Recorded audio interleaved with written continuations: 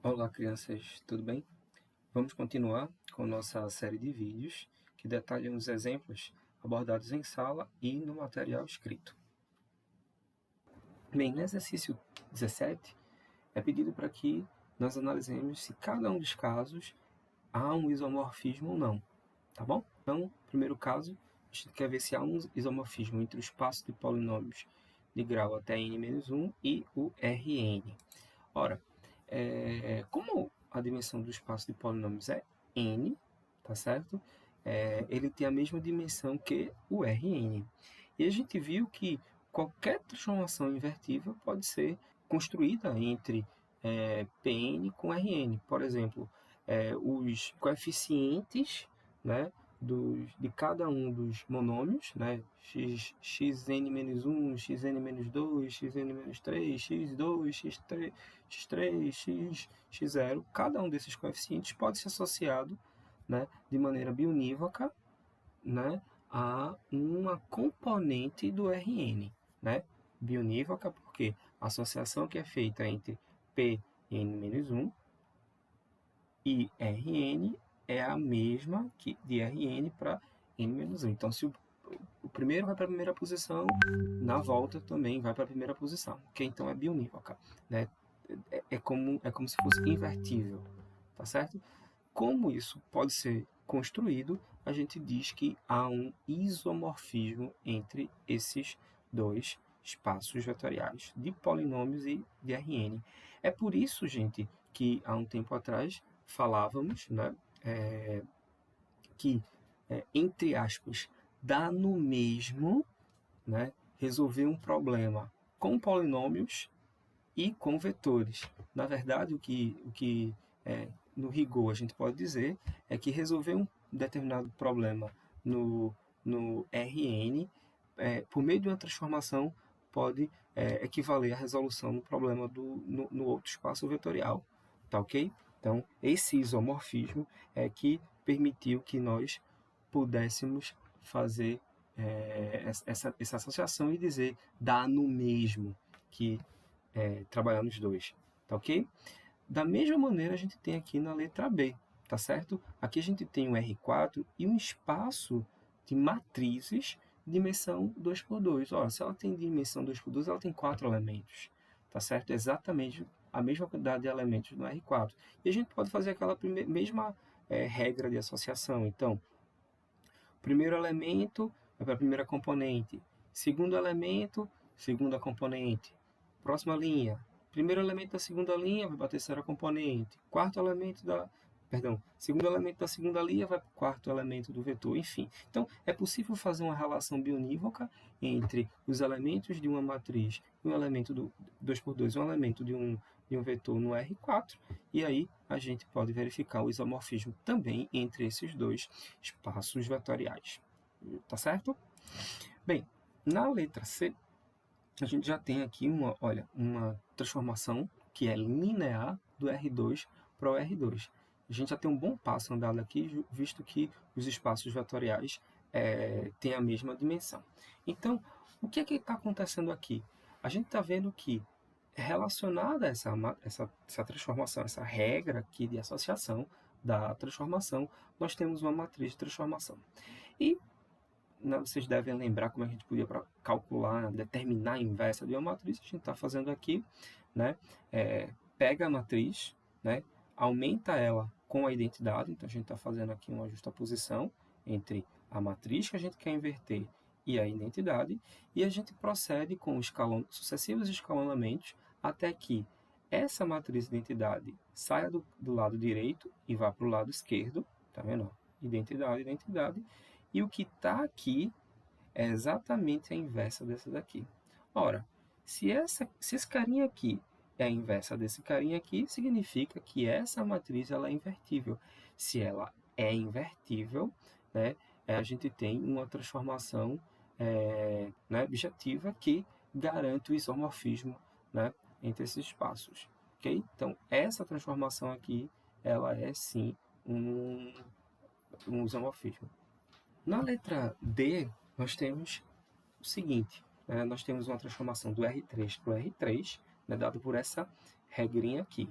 tá bom? Então, a matriz associada a esta transformação é dada por essa aqui, ó. Então, vamos lembrar, x, x, 0. Então, ó, primeira coluna do x, tá certo? Ou ainda, primeira componente, primeira linha.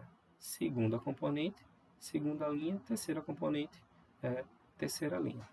Então, a gente, para verificar se essa transformação garante um isomorfismo, a gente precisa ver se essa transformação ela é invertível. E para fazer essa inversão, a gente pode tentar encontrar a inversa. A gente já falou como, né? A gente faz uma matriz aumentada em que na esquerda a gente coloca a matriz de transformação e à direita a gente coloca a matriz de identidade de mesma dimensão, tá certo? E aí procede com o escalonamento até que na parte esquerda tenhamos a matriz de identidade, na parte direita nós tenhamos uma matriz que é exatamente a matriz inversa dessa daqui. Então, como isso foi alcançável, a gente diz que M1 M elevado a menos 1, né, é a inversa de M, logo essa matriz é invertível e T é um isomorfismo. Também a gente pode avaliar o seguinte, observando o núcleo dessa transformação. Vejam só, vimos que se o núcleo da transformação for zero, né, for elemento vazio, é só o zero levar no caso não é o elemento vazio, é o zero, tá, gente? Perdão aqui pelo equívoco, tem que ser o zero. Porque se fosse o elemento vazio, aqui não ia ter nada. Então, o determinante dessa matriz, ele seria diferente de zero, tá certo? Ou seja, o posto da matriz, que é o número de linhas linearmente independentes, seria exatamente igual à dimensão do nosso espaço vetorial. E assim, M admite inversa, tá certo? E aí T é um isomorfismo. Então, todas essas considerações aqui são equivalentes. Se o núcleo de transformação for zero, se o determinante da matriz, ou se o determinante da matriz for diferente de zero, ou ainda se o posto da matriz for igual à dimensão do espaço vetorial em consideração, a gente vai dizer que M admite inversa, e aí temos sim um isomorfismo. Beleza? Bem, na letra E, né, a gente tem o seguinte, que a gente precisa verificar se essas transformações se essa transformação é objetiva, tá certo? Porque se ela for objetiva, ela admite inversa e assim há um isomorfismo. Bem, neste caso, ela apesar de ser injetiva, né, porque a gente verifica aqui, ó, duas transformações iguais implicam necessariamente que os polinômios são iguais, né? Apesar disso, essa transformação aqui ela não é subjetiva, né? Porque a imagem, né, desse polinômio aqui não tem todos os elementos de P3, né? Um exemplo é esse daqui.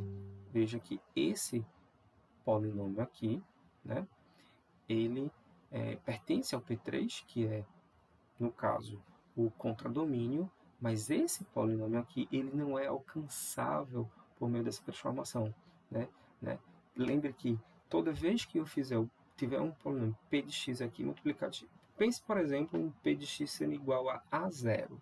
Quando fizermos a transformação, a imagem vai ser x, né?